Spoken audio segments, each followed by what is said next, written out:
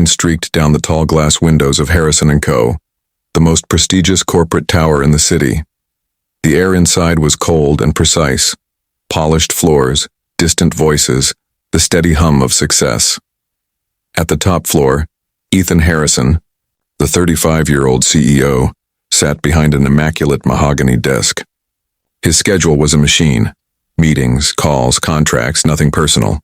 Success had come early, but so had loneliness. His assistant buzzed through the intercom. "Sir, there's a child here asking to see you."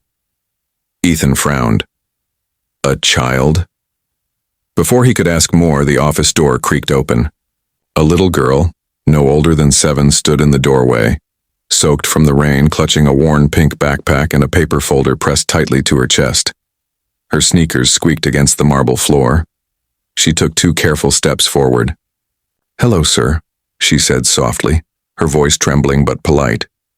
"My mommy's sick. So, I came instead." Ethan blinked, caught completely off guard. Came instead? Instead of what? She lifted the folder with both hands. Her interview. Mommy said it was very important, but she couldn't get up this morning. She was coughing a lot. So I came for her. I didn't want her to lose the job. Ethan stood slowly, the usual sharpness in his eyes softening. "What's your name?" "Lila Bennett." He walked around his desk, lowering himself to one knee so they were eye level. "Lila, your mom was supposed to interview here today?" She nodded. "She said maybe this job could help us move to a nicer apartment. Ours is cold and sometimes the lights go out. But Mommy says it's okay because we have each other." Her innocence hit him like a punch to the chest. She looked so brave, too brave for someone her age. He noticed her hair was slightly damp from the rain. "Did you come here alone?" "I took the bus," she said proudly. "Mommy showed me the number last week. I can read signs now." The CEO glanced at his assistant, who stood frozen at the door, and quietly gestured for her to bring a towel. Then he looked back at the little girl. "Well," he said with a faint smile, "I've had a lot of interviews in my life, but never with someone as brave as you." Lila's eyes widened. "You mean you'll still talk to me?" "Of course," Ethan said. "I'd be honored." He pulled out a chair beside his desk and guided her gently to sit. "Now," he said, opening the folder she'd brought, "tell me all about your mom. Pretend I don't know her." Lila straightened up, her legs swinging under the chair.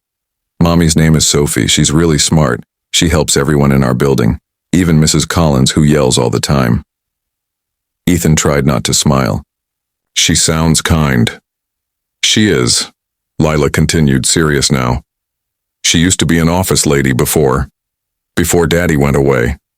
She works at the diner now, but she's tired all the time. She said this job could help me get my medicine and school shoes that fit." Ethan's throat tightened. The girl wasn't asking for pity, she was just telling the truth the way children do.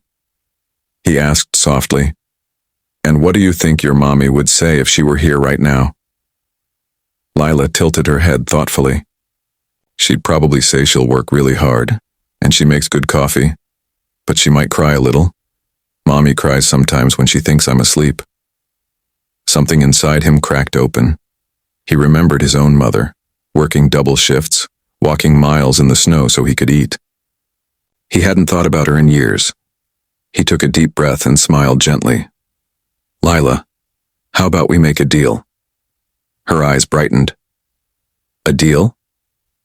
"You tell me your favorite story," he said, "and I'll see what I can do about your mom's job." Lila's face lit up like Christmas morning. She opened her backpack, pulled out a crumpled storybook, and began to read. Ethan didn't hear the words. He just watched. The way her lips moved, the way her small voice filled the quiet office with warmth. For the first time in years, Ethan Harrison, the man known for his iron composure, felt something unfamiliar and powerful. Hope. It was evening when Sophie Bennett woke to a soft knock on her apartment door. Her body ached, her fever still lingering. She hadn't realized she'd fallen asleep while waiting for her daughter to come home. She stumbled toward the door, coughing. "Who?" When she opened it, she froze. Standing in the dimly lit hallway was a tall man in a dark gray coat, holding a paper bag of groceries and a bottle of medicine. "Good evening," he said quietly. "You must be Sophie Bennett." Her eyes widened. "Yes. Who are you?" "I'm Ethan Harrison," he said simply. She gasped. "The CEO? My interview? Oh no, He raised a hand gently. "It's all right. Your daughter came in your place." Sophie's heart stopped. "She what?" "She walked into my office this morning, told me you were sick." Tears welled in Sophie's eyes. "Oh no, I told her not to. She must have thought." Ethan smiled softly. She thought she was helping, and she was. He stepped forward, handing her the groceries. "Your daughter's extraordinary, Miss Bennett. She spoke about you with such pride that I felt like I'd known you for years." Sophie blinked, overwhelmed. You're not angry?" "Angry?" He almost laughed. "No, I'm grateful." He handed her an envelope. Inside was a formal offer letter, full employment, remote option, medical benefits included. Sophie's hands shook as she read it. I don't understand. You're really giving me this job?" "I am," he said, his tone gentle but firm. "Because I don't just hire talent. I hire people who inspire me, and your daughter did that today." Her tears finally fell. "Mr. Harrison, I don't know how to thank you." "Thank her," he said, glancing behind her. There in the hallway stood Lila, holding a small teddy bear. She beamed. "Mommy, I told you good people don't give up." Ethan chuckled softly, his voice thick with emotion. "She also told me I look lonely when I drink coffee alone." Sophie smiled through her tears. "She's very honest." "She's also right," he admitted. Lila tilted her head. "You can come for Christmas, Mr. Ethan. We don't have much food, but we have lots of smiles." The man who had everything, the penthouse, the cars, the empire, suddenly felt like he'd been offered the only gift that ever mattered. He knelt to her level and said quietly, "You know what, Lila? I'd love that." And that Christmas Eve, for the first time in years, Ethan didn't dine alone in a silent house of marble and glass. He sat at a small kitchen table with mismatched chairs, laughter echoing off peeling wallpaper, and realized that sometimes the richest hearts live in the humblest homes.